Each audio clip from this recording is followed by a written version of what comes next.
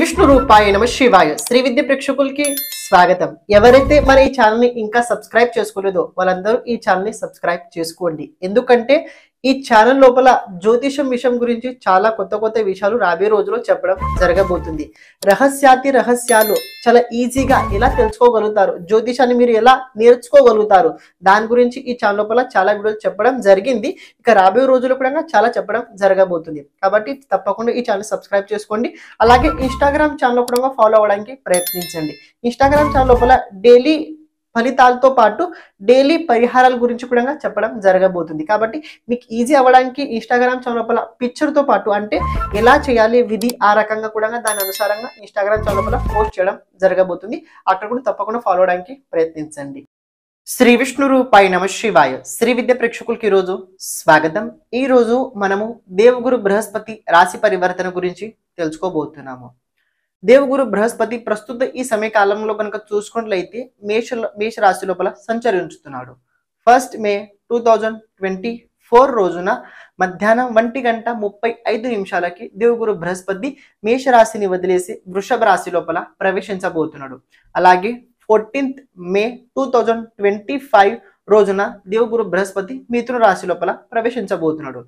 దాదాపు కనుక మీరు చూసుకున్నట్లయితే 1 ఇయర్ వరకు దేవగురు బృహస్పతి వృషభ రాశి లోపలే ఉండబోతున్నాడు. ఇక్కడ గురు పరివర్తన చాలా ముఖ్యమైన విషయం అండి. ఎందుకలా అంటే గురు, శని, రాహు అలాగే కేతులు వీళ్ళు ఎవరైతే పెద్ద గ్రహాలు చాలా ఎక్కువ టైం వరకు ఒకటే రాశిలో ఉంటారో వాళ్ళ గ్రహ పరివర్తన చాలా విశేషంగా ప్రభావం ఎక్కువ ఉంటూ ఉంటుంది. ఎందుకంటే ఒకటే స్థానంలో కూర్చొని చాలా ఎక్కువ ప్రభావాలు అయితే వాళ్ళు ఇస్తూ ఉంటుంటారు. కాబట్టి ఏ రాశి వారికి ఎలా ఉండబోతుంది ఇప్పుడు మనము తెలుసుకోబోతున్నాము. అలాగే ఇంకొక విషయం ఏంటంటే ఈ రాశి పరివర్తన యోగం ఏదైతే ఉందో ఇది మీ జాతకంలో చంద్ర రాశి అదే రకంగా లగ్న రాశి ఆధారంగా మీరు తెలుసుకోవడానికి ప్రయత్నించండి. ఎలాగైతే మీరు అర్థం చేసుకోండి. ఒకవేళ మీ రాశి మేషరాశి ఉంది, మేషరాశి వారికి ప్రస్తుత సమయకాలం బాగాలేదని అనుకోండి, చెప్పాను అనుకోండి. ఒకవేళ మీ లగ్నం కనుక మీన లగ్నం, కర్కాటక లగ్నం, వృశ్చిక లగ్నం కనుక బాగుందని చెప్పినట్లయితే మీకు 50% బాగుంటుంది, 50% బాగుంటుంది. మేషరాశి కూడా బాగాలేదు, అదే రకంగా సింహరాశి వారు కూడా బాగాలేదని నేను చెప్పినట్లయితే అప్పుడు మీరు బాగాలేదని అనుకోండి. అంటే రాశికి కూడా బాగాలేదు, లగ్నం కూడా బాగాలేదని అయితే కాస్త ప్రతికూలంగా తెలుసుకోండి. రాశికి బాగుంది, లగ్నానికి బాగుంది అంటే కాస్త మిశ్రిత ఫలితాలను తెలుసుకోండి. రాశికి బాగుంది, లగ్నం కూడా బాగుందంటే సర్వోత్తమం అని తెలుసుకోండి. అంటే లగ్న రాశి, చంద్ర రాశి 2 రాశుల ఆధారంగా మీరు తెలుసుకోవడానికి ప్రయత్నించాలి. ఎందుకలా అంటే ఇది గురు ప్రభావం కాబట్టి లగ్నంతో కూడా దీని ప్రభావం ఎక్కువగానే ఉంటుంటది, రాశితో కూడా దీని ప్రభావం ఎక్కువగానే ఉంటుంటది. ఇప్పుడు ఇంకో పాయింట్ ఏంటంటే నేను ఎప్పుడైతే ఒక రాశి గురించి చాలా బెనిఫిట్ చాలా బాగా చెప్తుంటానో ఆ సమయంలో మీరు ఒక విషయం చాలా జాగ్రత్తగా గమనించండి. జాతకంలో గురు, మీ జాతకంలో గురు ఏ స్థితిలో ఉన్నాడు, ఏ బలంలో ఉన్నాడు, ఏ స్థానంలో ఉన్నాడు దాని అనుసారంగా గోచరంలో ఫలాఫలాలు జరుగుతుంటుంటాయి. మీ జాతకంలో గురు బలం చాలా తక్కువ ఉంది కానీ గోచరం లోపల చాలా నేను బాగా చెప్పినట్లయితే బాగా ఎక్కువ జరగదు. కానీ మీ జాతకంలో ఉన్న పొజిషన్ పరంగా గోచరం లోపల ఆ గ్రహానికి బలం వచ్చుద్ది. అంటే 90% లోపల మీకు ఒక 60%, 70% బాగా జరుగుతుంది, 70% బాగా జరుగుద్ది, మిగతా పర్సెంటేజ్ జరగదు. ఎందుకంటే బై బర్త్ మీ జాతకంలో గురు దగ్గర బలం లేదు కాబట్టి అది జరగదు. అండ్ ఇంకో విషయం ఏంటంటే నేను చెప్పబోయే కొన్ని నెగటివ్ ఆలోచనలు కనుక గమనించండి. జాతకంలో గురు బలం చాలా బాగుంది, గోచరంలో బాగాలేదు, భయపడే అవసరం కూడా లేదు. అంటే చెప్పాల్సిన ముఖ్య ఉద్దేశం ఏంటంటే జాతకంలో గురు స్థితి చాలా జాగ్రత్తగా తెలుసుకోవడం మీరు ప్రయత్నించాలి. జాతకంలో గురు దగ్గర చాలా బలంగా ఉన్నట్లయితే పర్వాలేదు, గోచరం లోపల బలహీనంగా ఉన్నా కూడా బలంగా ఉన్నా కూడా భయపడే అవసరం అయితే లేదు. ఇక్కడ మనం గురు దేని కారకుడు, గురు పరివర్తన తెలుసుకోవాల్సిన అవసరం ఏంటి?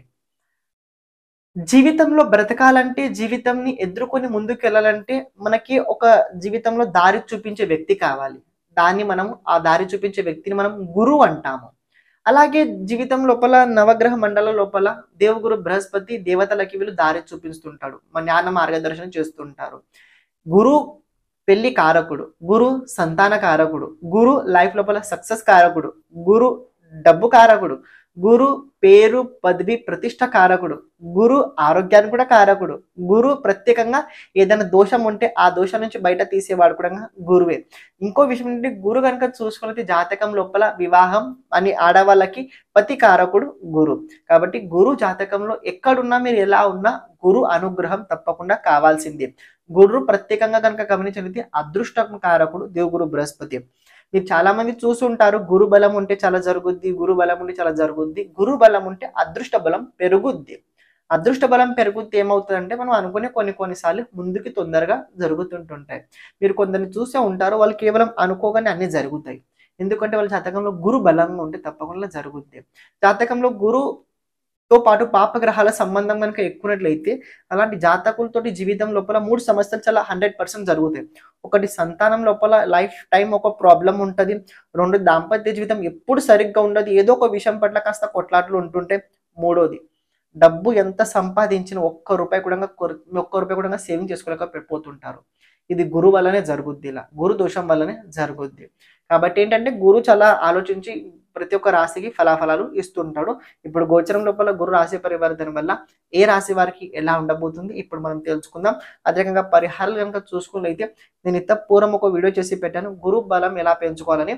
మన ఛానల్లో ప్లేలిస్ట్ లో వెళ్ళండి, గ్రహ బలం ఒక ప్లేలిస్ట్ ఉంది, అందులో మీరు చూడండి. గురు బలం పెంచుకోవడానికి మీరు ప్రయత్నించండి. కర్కాటక రాశి. కర్కాటక రాశి వారి కనుక చూసుకున్నది దేవగురు బృహస్పతి రాశి నుంచి ఏకాదశి స్థానం లోపల సంచరించబోతున్నాడు. ఇక్కడ చూసుకున్నట్లయితే కర్కాటక రాశి వారికి చాలా అద్భుతమైన సమయం అని చెప్పుకోవచ్చు. ఏకాదశ స్థానం గురు కారక స్థానం, గురు విశాల కారకుడు. కాబట్టి రాబోయే రోజుల్లో మీ ఇచ్ఛ, మీ కోరిక ఏదైతే ఉందో అది నెరవేరడానికి కొన్ని ప్రయత్నాలు మొదలవబోతున్నాయి. దాని లోపల చాలా పరిచయం అయితే పెరగబోతుంది. ప్రత్యేకంగా ఎవరైతే కర్కాటక రాశి వారు ప్రొఫెషనల్స్ ఉన్నారో వాళ్ళ ప్రొఫెషనల్ జీవితం చాలా అనుకూలంగా చాలా బాగా అయితే ఉండబోతుంది. మీ జాతకంలో దేవగురు బృహస్పతి కనుక చాలా అద్భుతంగా ఉన్నట్లయితే. ఒకవేళ లేకపోయినట్లయితే ఈ గోచరం లోపల కూడా పేరు పదవి ప్రతిష్ట పొందుతారు.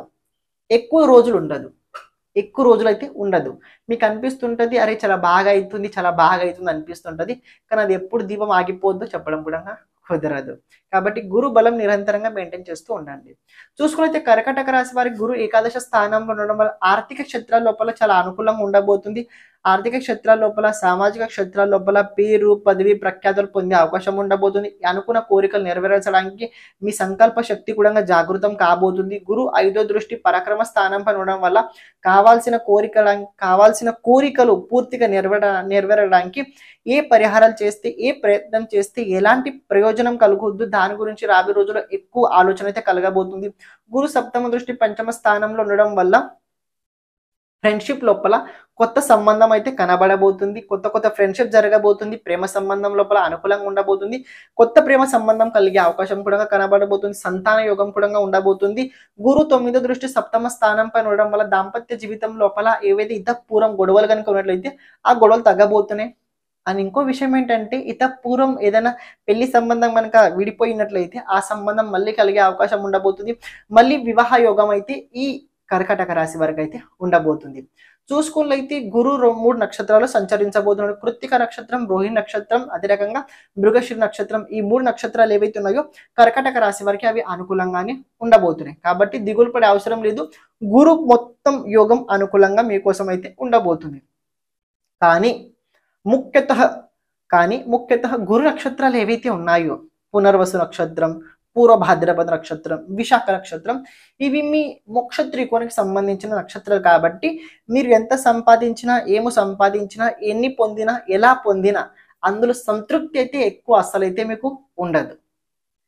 మళ్ళీ చెప్తున్నా, ఎన్ని పొందినా పొందినా అందులో సంతృప్తి ఎక్కువ ఉండదు. మీకు ఆ భౌతిక జీవితంలో అన్నీ వస్తాయి, కానీ పూర్వం చూసిన కష్టం రోజులు ఏవైతే ఉన్నాయో అవి ఇవి కంపారిజన్ చేసుకున్నట్లయితే చాలు. నేను కష్టాలు ఉన్నానో కష్టాలు పడ్డానికి అవసరంకి వచ్చాయి తప్ప నిజంగా ఇవి నిజం కాదు అని ఒక జ్ఞానం వచ్చుద్ది.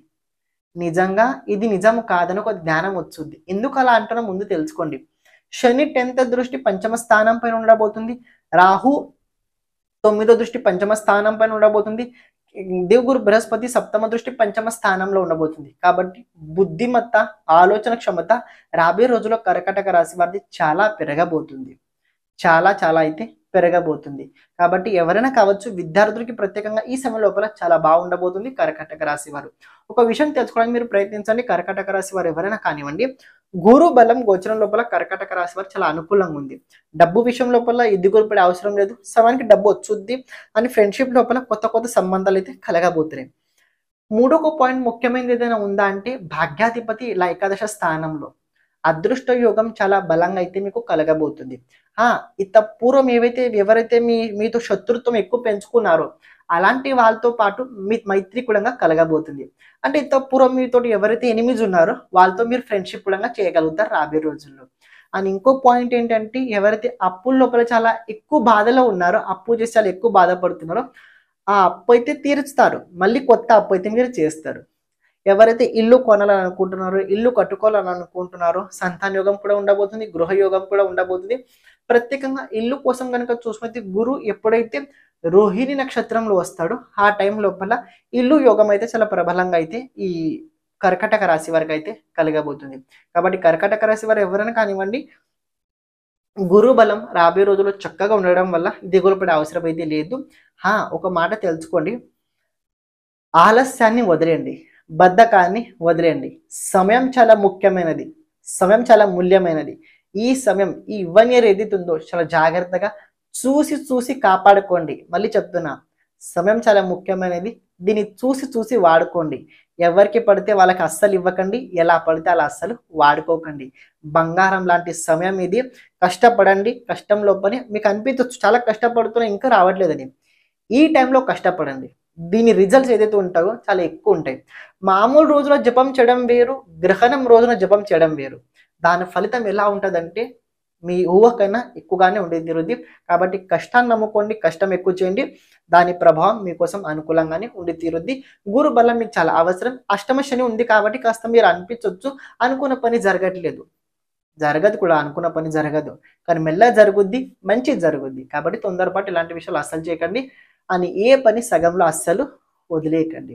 ప్రతిరోజు ఇతపూర్వం నేను ఏవైతే పరిహారాలు చెప్పానో గురు బలం పెంచుకోవడానికి ఆ బలం చేయడానికి ఆ పరిహారం చేయండి బాగుంటారు. కర్కాటక రాశి వారికి ఇది గోల్డెన్ టైం అయితే ఉండబోతుంది. శ్రీమాత్రే